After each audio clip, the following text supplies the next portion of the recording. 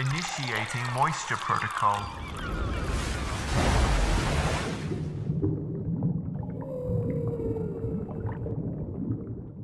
Hi there, and welcome to the newest entry into the Moist Expanded Universe. Today we're looking at the new Black Panther movie. I'm gonna go ahead and start with my biggest complaint about this, and it has nothing to do with the movie. The fucking troglodyte, Cro-Magnon, homunculus, cave-dwelling lunatic that sat next to me made this the most unpleasant experience I've ever had at a movie theater.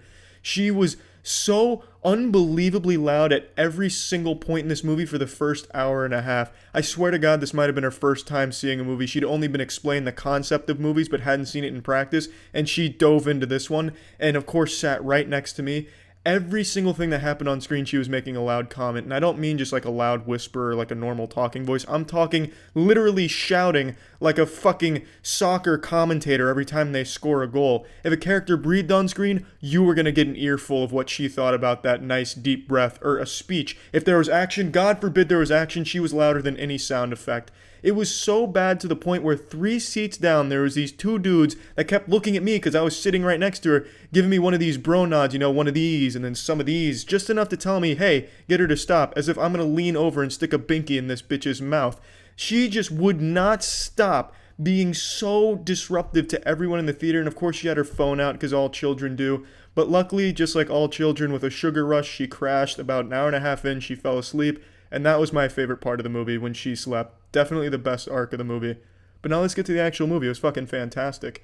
I think this is probably Marvel's most visually breathtaking movie. The setting, the costume, the special effects, all of it top notch, and I genuinely do believe it's probably Marvel's best. Also, Marvel at the top of their game in terms of music here. The music in this, the score, really, really surprisingly good. Extremely good even. It was a very, very enjoyable eye candy movie with a lot of audio stimulus that's sure to get even the most stubborn of audio snobs erect. It was really good in both departments, but there were a few shortcomings here. The biggest one being comedy. Most Marvel movies these days have a lot of comedy in them. This one doesn't, and that's not a complaint. I actually like that it went for a more serious approach, but it did try and sprinkle some half-assed attempt at comedy in here, and it didn't land. Nobody in the theater laughed at any of them, and in fact, they even shoehorned in a tired old dank meme with a "what are those?" I wanted to leave right there, I'm not gonna lie. In fact, even a few people in the audience groaned when they shoehorned in a "what are those?" as a front row center stage joke in the movie. It was pathetic. But I really do like that this was a more serious Marvel movie. I just wish they really just didn't even bother with such bad jokes.